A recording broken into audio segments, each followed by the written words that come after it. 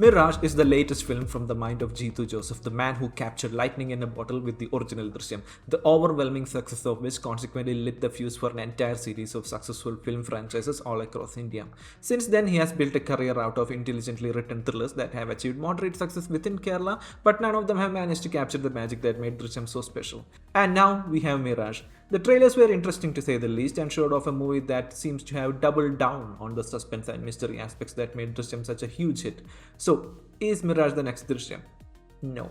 I think I made it perfectly clear in the title. Mirage is a needlessly convoluted mess of a movie with a borderline boring and meandering snooze fest of a first half and a second half that is actively trying to make up for it by throwing twists and reveals nearly every 5 minutes in a desperate attempt to wake you up. So much so that by the end of the movie you'll go back to sleep purely due to mental exhaustion. That being said, the movie definitely has its moments of greatness, especially towards the end with a few action set piece sequences. Also, if you like your movies overcomplicated and intellectually stimulating, you will find that this movie definitely delivers. Maybe even over delivers. But before we get any further, I am the Indian movie critic, and for more takes on everything cinema that are definitely worth your time, click the subscribe button. Now, I have already made my first impressions about the overall movie very clear in the introduction as well as the YouTube short as well as Insta reel if you have already watched that. So let's dig a bit deeper into Mirage now, shall we? Oh, and no spoilers if you're worried about any of that. So what is Mirage? Mirage is a 2025 Malayalam language South Indian mystery thriller starring Asif Ali and Aparna Balamurali, supported by a whole host of familiar and less familiar faces. This movie, without spoil anything, tells the tale of Abhirami, our lead, who learns about the accidental death of her fiancé Kiran under somewhat mysterious circumstances involving the Chennai crime syndicate, and Ashwin, the investigative reporter who helps her with finding out what really happened. It is co-written and directed by Jeethu Joseph, who, for the unaware, is the visionary mastermind behind Drishyam films, as well as one of my all-time favorite psychological thrillers, Memories 2013. Go watch it if you haven't.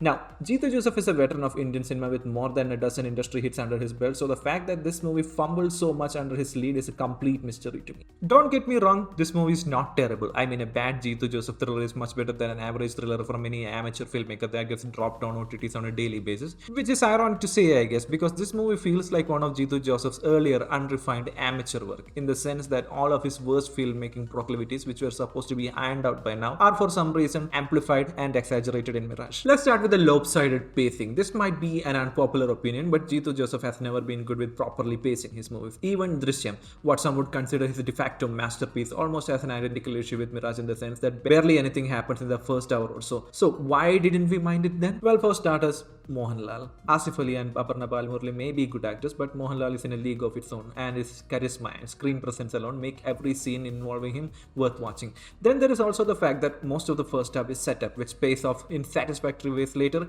and these setup sequences are also cleverly disguised thanks to smaller scenes of drama and humor that accompany these setups. None of this is true for Mirage, where past the opening sequence we just follow the leads from one clue to the next in a series of road trips until the first half climax literally insists upon them to break the monotony. There is nothing else exciting, no drama, no humor in any of this sequence, which honestly makes them an aggressively dull affair to sit through. You know what, I think I'm being a bit too harsh on the movie right now, so let me throw it a little bone. There is this unintentionally hilarious bit that happens in the movie every now and then, where the villain's main goon Riaz, who's quite the physical presence, catches up with the leads only to beat them up. Now, this is going to be a wild take, but bear with me. The movie opens up with the usual violence against women is prohibited by law message, which sounds a bit misandrist if you ask me, but you know how it is, it's a Kerala movie. So I didn't pay much attention to it until Riaz starts knocking on Abhirami's door. She opens it and he literally kicks her down and starts beating her bloody. And not in a cinema kind of way. You're not talking about slaps or anything. Here it's full on punches and kicks and choking. This happens a couple of times to her in the movie and she's thrown into objects, cut up and bloodied and bruised. They really go places here and I really admire the filmmaker's commitment to equality. So yeah, misogynists and Aparna Balamurali haters, rejoice. This one is for you. Okay, that was a weird tangent. Now let's get back to the movie. So apart from this forced reoccurring encounter with Riaz, the first half feels lazy and uninspired. And like I mentioned earlier, Asif Ali and Aparna Balamurali are good actors, but they are not Mohanlal. Plus, they don't seem to have the right chemistry, or even individually, they don't have any meaningful screen time where the characters can be themselves rather than being plot devices to move the story along to feed the curiosity of the audience. This is especially an issue with the lead character of Abhirami, who I believe is intentionally kept a blank slate for some story reasons as well as to be a vessel for the audience. But in practice, this combined with Aparna Palamurli's performance just ends up making her character be uninteresting, whiny, and lethargic for most of the runtime. Now, I'm not saying that she's a bad actress by any metric. In fact, she does the subtle emotional stuff really well, but she's not able to deliver on the bigger moments. I mean, the extreme moments. There are scenes where she's being tortured, or Asif Ali's character is being tortured, and her expressions are those of mild annoyance at best. It's like she forgot her charger at work or something. It's basically the inverse of the Nazira Nasim issue in Sukshmadarshini, and it's mostly a direction problem and not an actor problem. I wish Jeethu Joseph could have handed her a note or something that said,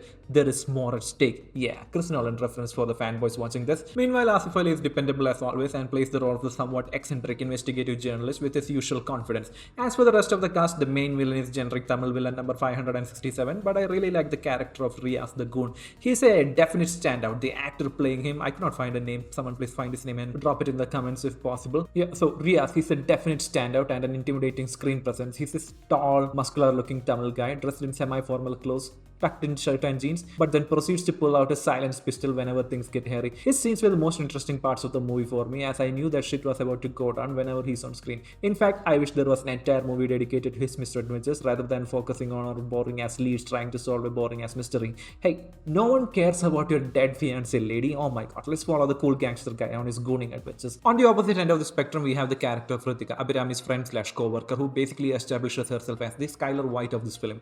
I hated her from the very first scene despite her ultimately positive character, but I guess that just means that the actress Hannah Reiji Koshi did a pretty good job. I guess that's it then. No other interesting characters in the movie. Okay, no, where were we before we went on this other tangent about actors and characters? Right, the first half that put me to sleep. So, moving on to the second half, things finally start to pick up and there are some good reveals. Okay, now I'm getting interested. There is one really good VFX shot that comes out of nowhere. Okay, great. Now, more reveals. Okay, another twist. Wait a second.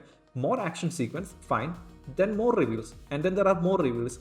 And again more twists, and then more reveals. My head hurts at this point. See, the issue here is with each passing twist and reveal, the information regarding the plot and the backstory of the characters keep getting added, modified and rewritten over and over to the point that the overall narrative becomes that much difficult to follow. And then there is the twist delivery mechanism. Instead of these reveals and twists coming naturally as a byproduct of the investigation being conducted by our leads, most of the twisty info is revealed at various points of the movie by our lead police guy, who literally brings them to his desk, tells them that the police have found out some new revealing information and just hands them a file which could have literally been called the exposition dump file or the twists and reveal file. Obviously, I'm exaggerating a bit, but that's not very far from what was actually happening throughout the entire movie. And the worst part is, at some point, I got the feeling that these twists and reveals seem to exist just for the sake of it, more for the audience than for the characters, and it's mostly done to subvert the audience expectations. Where have I seen that gone wrong? Now, I'm not saying that I hate movies with crazy twists or reveals or an overcomplicated plotline. Tenet is one of my all-time favorite movies, and I have watched that movie at least 7 times by this March alone. But that is the thing. I have zero intention to rewatch Mirage purely due to the fact that if you were to actually try to keep up with the movie as you went along, you would be left with mental exhaustion and intellectual fatigue, forcing you back to sleep. So to summarize my experience with this film, me as a viewer was subjected to a snooze fest interrupted by a Tamil gooner in the first half, followed by a series of reveals that were so fatiguing to comprehend that I was again put back to sleep, only to be jolted awake by some random action sequences. This movie truly is the Russian sleep experiment of films. To wrap up my thoughts around this particular topic of twist, let's just say that unlike something like Drishyam, which had one very solid, awe-inspiring reveal at the end, what we have here in Mirage are a series of mediocre twists, one after the other, that inspire nothing more than tired groans from the audience. So that's most of my thoughts summed up, I guess. As for the technical side of things, there are some really good establishing shots and some of the action scenes are captured really well. I have already gushed about that one really cool VFX shot and the filmmaker's willingness to have a gender neutral attitude towards violence. Now, music, nothing remarkable I would say. It's alright, some of the music is pretty epic, not gonna lie, but it feels a bit like generic action movie music, so there is that. So that is it, I believe. Mirage was never going to be the next Drishyam, and neither was it trying to be. I guess we all got a bit more excited than we should have based on the talent test as well as the exciting trailers. Lastly, so that I don't leave on a negative note, let me wrap up by saying that the fault with Mirage was not that it was not trying or that the filmmakers were lazy or incompetent or anything like that. It had a very specific vision of an ambitious, twisty, complicated narrative that it wanted to execute, but maybe it was a little too ambitious for its own sake, and you know what they say. If you ride like lightning, you'll crash like thunder. Hopefully the production of Drishyam 3 will benefit from the lessons of Mirage, and it will be all the better thanks to it. With that, I think it's time to end this rant. So go watch Place Beyond the Pines and keep an eye out for Mirage when it comes out on OTT in a month or so. Please like, sub, share, comment, the usual, and this the Indian movie critic signing off. Until next time, bye.